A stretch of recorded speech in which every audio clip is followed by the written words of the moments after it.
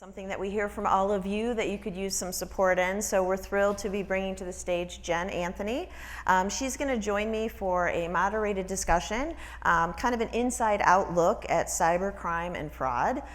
Jen is the VP of Cybersecurity and Risk at ThinkStack with over 24 years of experience in national defense, corporate technology, and the nonprofit sector.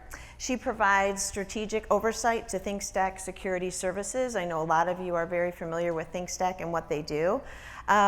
Before joining ThinkStack, Jen was the Chief Information Officer for a healthcare firm where she implemented best practices that significantly reduced IT spending and resolved critical audit findings. She is a veteran of the United States Air Force. Yay for our veterans out there. And she led the command and control of 11,000 cyberspace operators worldwide. So pretty impressive. Not only is Jen a highly rated public speaker, she's also a project management professional and a 2021 graduate of the Yale's Executive Women's Leadership Program. Please join me in welcoming Jen Anthony to the stage.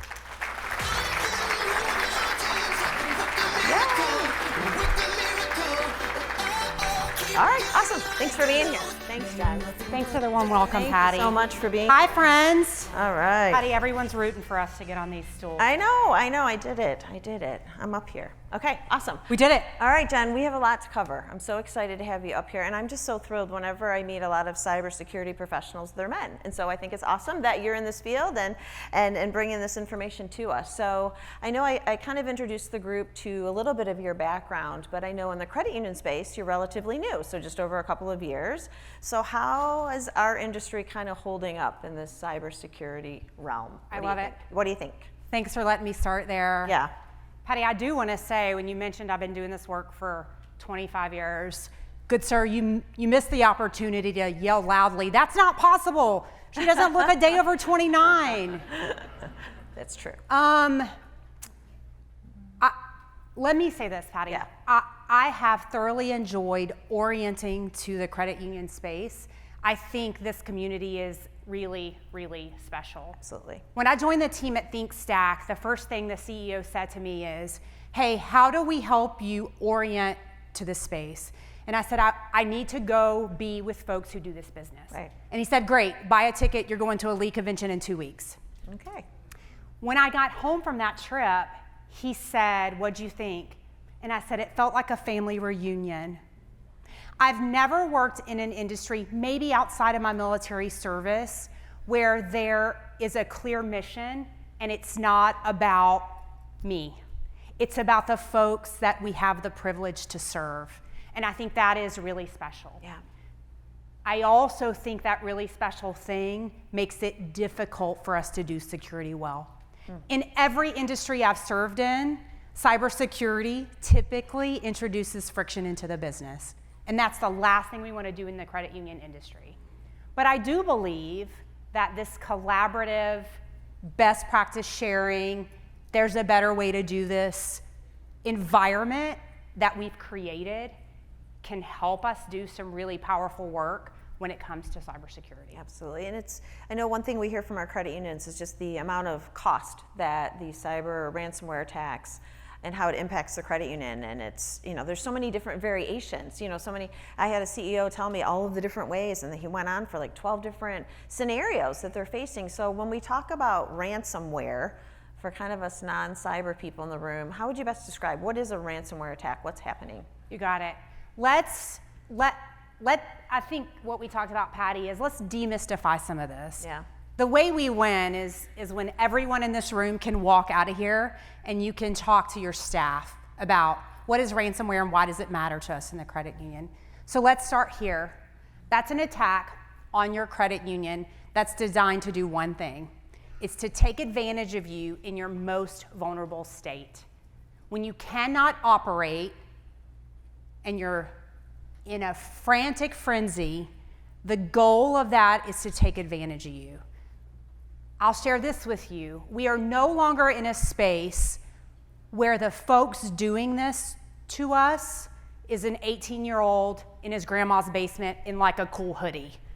That's not what we're doing anymore. This is China, Russia, Iran, North Korea, and a handful of other nation-state actors. And they do this because it makes them a lot of money. The United States is the #1 target of this activity. So let me set that stage. Credit unions aren't being specifically targeted. The financial industry, critical infrastructure, obviously you're a target. But know that when credit unions are attacked, and we sit beside credit unions, 17 this year so far, not all ransomware, what I hear is, well, my credit union's too small, this is not gonna happen to me. Yeah. Or, we have all the protections in place, we're defending this is not gonna happen. Neither of those are true. So I want you to know this is not targeted. The average ransomware payment is $800,000. In 2023, the highest ransomware demand we saw in the US was $80 million. Oh my gosh. These are businesses. They have HR departments, they have marketing, they have folks doing social media. The guys and gals running this are driving wrapped Lamborghinis with big gold chains, and they're very bold about their business. I also want to share, Patty, I don't want you all to leave this room scared. I actually think there are some really active things that credit unions can be doing. I think we'll unpack that. Yeah. But moreover, what I want you to know is there are 11,000 cyberspace operators all around this globe. And you don't see the work that they're doing on the news, but I want you to know that when the day comes that we need to make the call to pull those, both military and civilian experts into the fight, game on. Yeah, absolutely. One of the things when I was talking to Jen to prepare for this, I had no idea, I mean, as far as how easy it is for somebody to purchase a ransomware kit. And can you explain what that is? I was fascinated by that, terrified, but. I will. So these bad actors are in the business of making money. The way they do that, think of it like a typical sales tree where I'm recruiting 10 people and those 10 people are recruiting 10 people. No longer does someone have to be really technically savvy to execute against this. I can download a Tor browser on the dark web. Do we know, who has heard of the dark web? Okay, let's demystify this. It's the internet. It's not like some secret place we go. It is the internet. It is just not indexed. You can't Google it. And what that offers these criminals is the capability to do their work in a space where it's very difficult to defend them. I will also say on the dark web, there are people, because of the anonymity, who are using that space to do good things too. So no, it's not all bad. They can download a browser, it's called a Tor browser, and for $120 in Bitcoin, I or you can buy a 10-day ransomware as a service kit. I don't really need to know how it operates in the back. I hit go. And for 10 days, I can see how much money I can make. Ugh, okay. So there is some alcohol strapped to the bottom of your chairs. Okay, we'll move along. So I've heard, one of the things that I know credit unions talk about, and we all think that, the cyber and the ransomware and all this risk kind of stays in the compliance area. But I've heard you say that compliance is not the same thing as security. So can you kind of flesh that out and what you mean by that? Yeah. Let me start. I feel like I need to say this out loud. I have a tremendous amount of respect for the NCUA and the work that they are doing with their exam teams. And I know they show up to your door, and I know they get all in your chili for a while and ask you a lot of questions. And I know for many of you, they leave with green light. And what I hear from this community in conversation is, Jen, we're good, we're protected. NCUA was just here.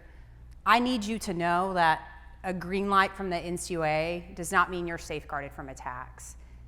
In fact, the 17 credit unions we've worked with this year all had green reports from the NCUA. Oh, boy. They're not intrinsically linked. And here's why. So think about this. In the world of technology, regulation, laws, governance is and has always been a step behind. Yeah. The technology moves too fast for the NCUA to have the appropriate checklist to help you be safe.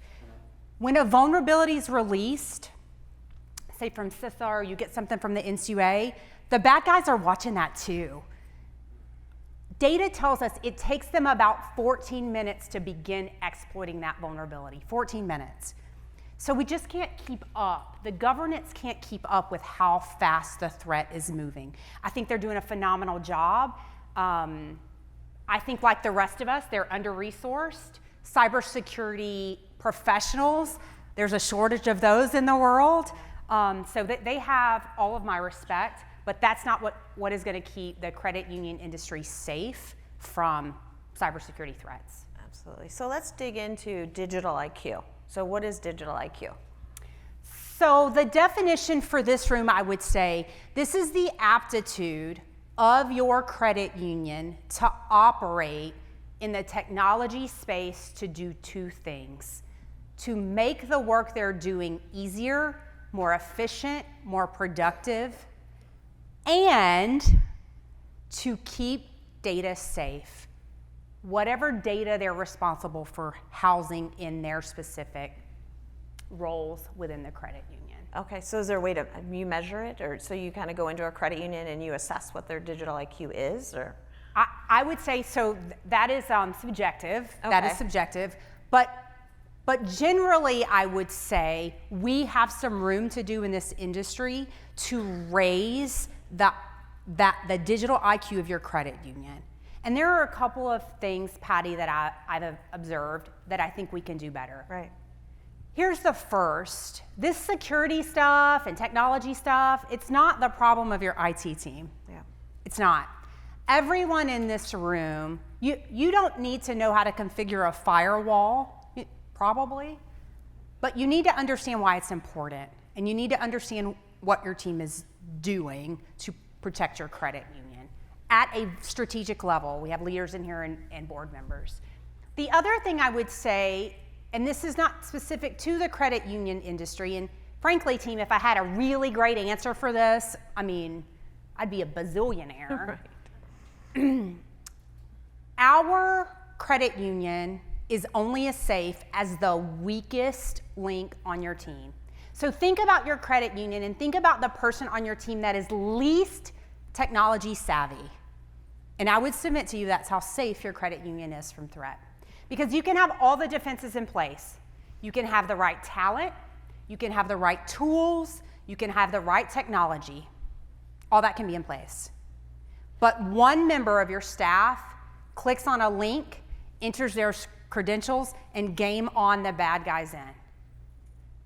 And the bad guys are learning that. I don't need to expend a bunch of energy to create very difficult hacking programs to get into I just gotta find one person in your credit union that will click on this link and let me in, and it's working. And so they're taking advantage of us in this way. So when we talk about raising the digital IQ, it is imperative that everyone on your team becomes more technologically savvy and adept at protecting the data that they're responsible for.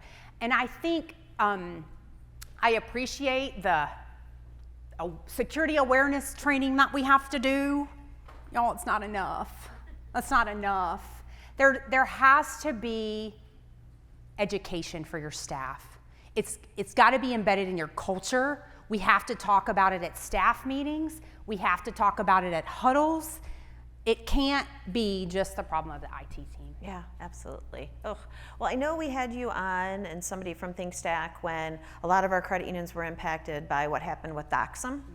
And it's tough because a lot of these folks are our credit union partners. We have our CUSOs. You know, none of us are immune to some of this activity, and it's just a matter of, like you said, how you're prepared for it and how you deal with it and how you communicate it to your clients. But I know you expressed you have sympathy for folks that were working at Doxum and dealing with all of this, and I think well over 60 of our Michigan credit unions were impacted by it, and it was a huge challenge. So can you kind of talk us through your involvement with that, and kind of the what you kind of felt for the folks at Doxim as they were dealing through all this? Certainly. Patty, as I was a sitting CIO for a healthcare firm, on my watch, we were hit with a significant ransomware attack.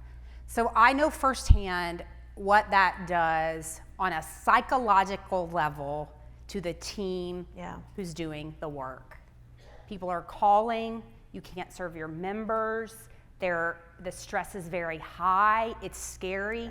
And when that happens, and we see this in the press too, United Healthcare, MGM, when those things happen, we rush first to find blame. Whose fault is this?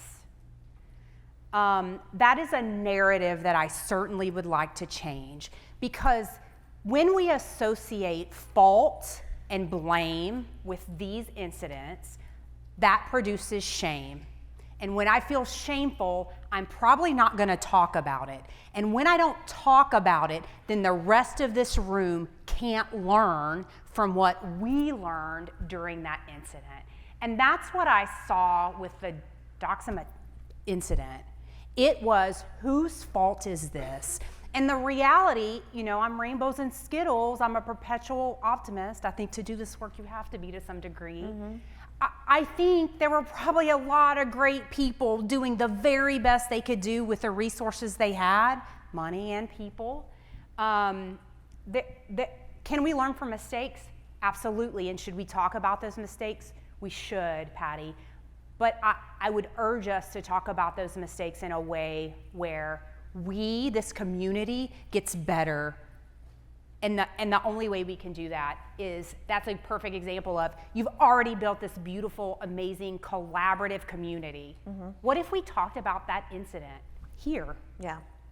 And the learning that would occur from the team here. Yeah. I think it can be really powerful. I think so much of the challenge is the reputation, right? I mean, when you have your members pounding on your door or very upset, I know they're looking to see who's at fault, right? Because it's not the member, so it's always the credit union, and this is just the thing that we've dealt with for so long, where we're kind of the ones reissuing cards, or it looks like we did something wrong. So I hear what you're saying, but it's tough, right? I think though, when something like that happens, it's really helpful for credit unions that did go through that. Hopefully the takeaway, or one of the takeaways, is to have a policy, kind of a procedure. How are we going to respond when this happens? The communication with the partner, who's going to manage that, but also the communication with the members. And it's just tough. I mean, it's tough all around. It's tough for everybody, but no one's immune to it, as we know. So it's interesting. I know I had that as part of a presentation to talk about when I was presenting a couple of weeks ago, and they asked me not to talk about it. So I'm like, okay, I won't. And it's just tricky. So when we're talking about our credit union partners, as you kind of navigated in the system, how do you think they can be better at cybersecurity? What are you seeing? We're real communal. We love working with people we've been working with for 20 years, and I think that's okay. But I think we have to make a shift to be a more demanding partner. For the third-party vendors you are using, I would encourage you, let's shift the perspective. Mm-hmm. Because you do have a relationship with them for the past 20 years, that opens the door for you to ask really tough questions. How are you protecting my data? Where is it? What controls do you have in place? In the event of an incident mm-hmm. that impacts my credit union and the services we deliver, what is your plan? Email it to me. Let's have a meeting to talk about it. And ideally, you want to have those conversations before you find yourselves kind of in the midst of a crisis where you don't really have time to figure some of those things out. The other thing that I would say is, I don't see a place where we're doing this. When this community has had a difficult relationship with a vendor, I believe, because of the sensitivity of the work that we do, there should be a call to action, mm-hmm.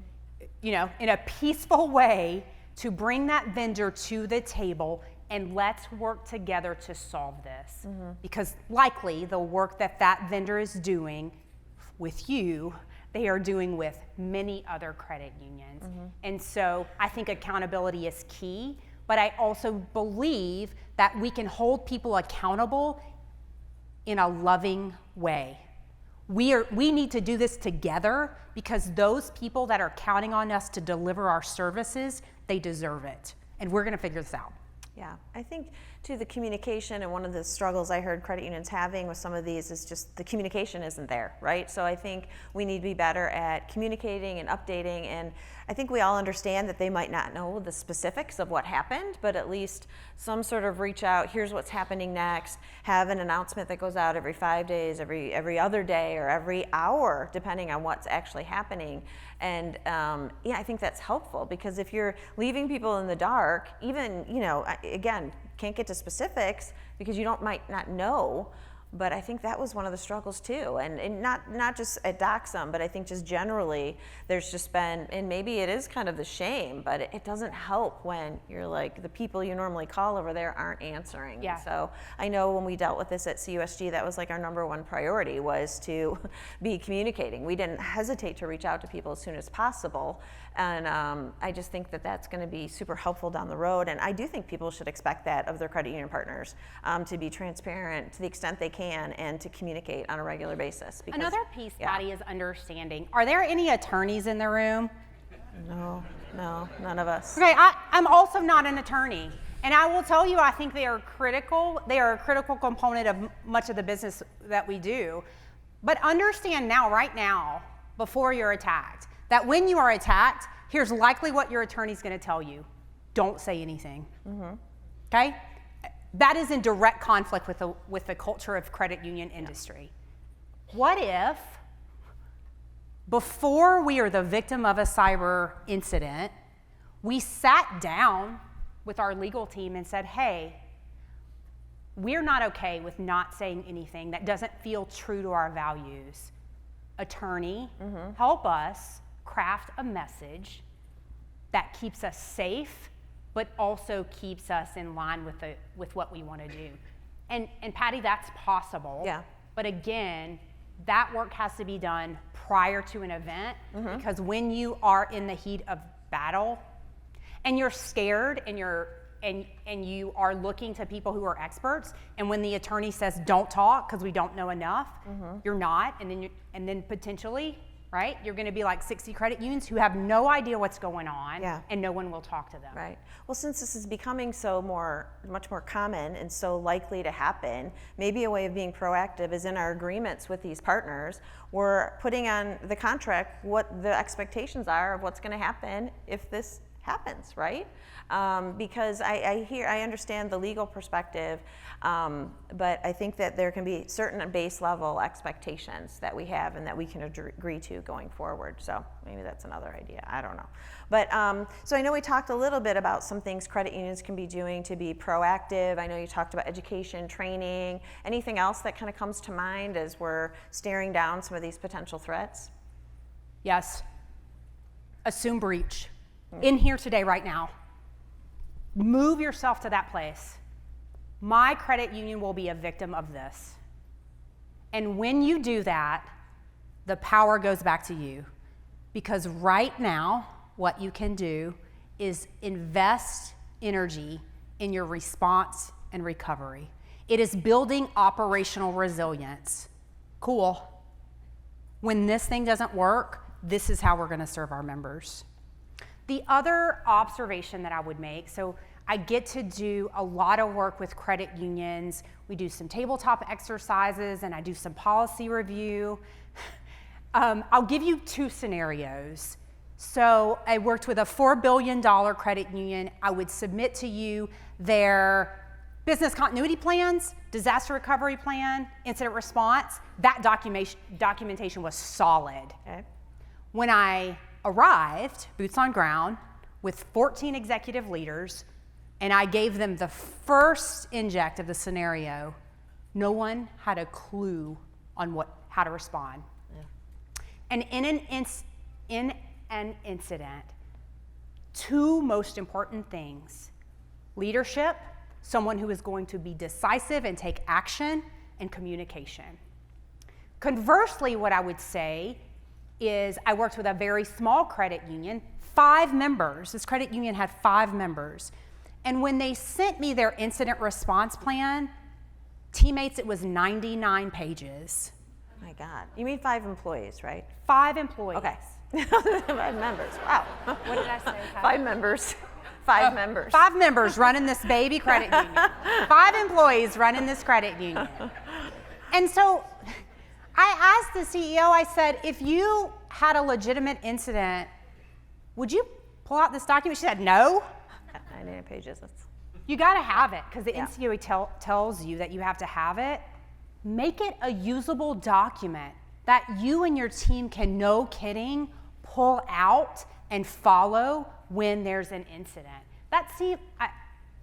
I just can't say enough. And it doesn't have to be complicated. Yeah. You don't need to spend a lot of money and buy system. You don't. You don't need to do that. My favorite thing is keep it simple, sunshine, kiss. Your leadership team needs to be well versed in when things go down, we know what to do. We've practiced this. Yeah. We have the rule book. Yeah, try and keep people, you've got that calming presence, because I can see, and I know it might even have been at one of our events where a speaker had us listen to a call of a panicked CEO, right, that was going through this. Did you guys remember that? Or have you heard that, where we're all listening to this? There were so many bleeps because the person kept swearing because they were clearly freaking out. And I know you just said you worked with 17 credit unions already this year. You all are getting those panic calls from people, which is just awful. So I would appreciate your calming presence during that moment. I might not want to hear about rainbows and sunshine. I might be putting some of those swear words in your direction. But what are some of the common mistakes that people are making when this panic happens? Like what are things that, as they kind of do, a dissection after the fact of, hey, what I woulda, coulda, shoulda, what are you seeing retrospectively that they're doing wrong when this happens? 2 of the largest things that I would call out is they shut everything off. They turn it off. Okay, that's bad. Don't turn it off. Okay. Maybe disconnect it from the internet. Okay. Okay? The other thing that I would say, think about this. If you can't access contact information online, if you can't get to your online files to access information about critical vendors you need to call, who's your attorney, you need to pull your executive team together, well, I can't email them. What do I do if Microsoft Teams is not working? What is the mechanism to communicate with your team out of band if those services aren't available to you? And I would submit having that at your fingertips, knowing how to do that, for sure, do that. And maybe it's in the military back in the day, we used to have a printed recall roster, and if you were active duty, you had to have that roster of your chain of command and their phone numbers on your person at all times. Maybe it's not that draconian, but something like that. And have it somewhere that if you can't access your IT systems, you can quickly get to that information and you know who to call. Yeah. Okay, absolutely. Well, you probably heard Lamont Black talk a bit about generative AI. So when we think about that concept, idea, when we think about the cyber security section of that, what are your thoughts? I'm very excited about it. Yeah. I'm not scared. Terminology is important, and I've certainly learned that in the family here. And so the way that I've been talking about it is not artificial intelligence, but maybe accelerated intelligence. Using these tools in a way that allow us to quickly get to decision making that's data driven. I will also say that when I think about the magnitude of the work that we have to do in the security sector, because of how fast the threat's moving and how pervasive they are, this technology is going to allow us to get ahead of the bad guys with less strain on the human guy or gal sitting in front of the keyboard. Yeah. And Patty, the other thing that I would say is, based on the data we have right now, There is not evidence that threat actors are using AI to attack us. Like, that would be hard work for them. And I don't need to do that because they're just siphoning money from us because they're sending you an email that you click on. They don't need to do that work. Now, what they are doing using generative AI models is the language barrier is no longer a problem. So they can send, instead of, remember when we used to get really cryptic emails and we knew it was a phishing email because the verbs didn't match? Oh, No. that's how they're using those tools. Okay. But I think it's, we're going to use those tools. We're going to use those tools for good. And our goal is to stay in front of the bad guy. Let's move faster. Let's move quicker. Let's use that intelligence that's available to us to offset some of the resource constraints that we certainly have in this field. Okay. All right. Thanks. Well, as we wrap up, why did you choose to come work in the credit union industry? Because, with your background, it seems like you had your choice of roles. I'm sure you're in demand with all of your expertise. Why are you in our industry? I have a strict no. It was a question. I have a strict no a-hole policy, first of all. Like, I don't want to work with people that are not good people to work with. And I'll tell you, when the opportunity came for me to work with the credit union industry, I don't know, Patty, if in that moment I understood how amazing this was going to be. But what I have learned is, for people who do my line of work, we want to be able to use the skills we have to make the world a better place.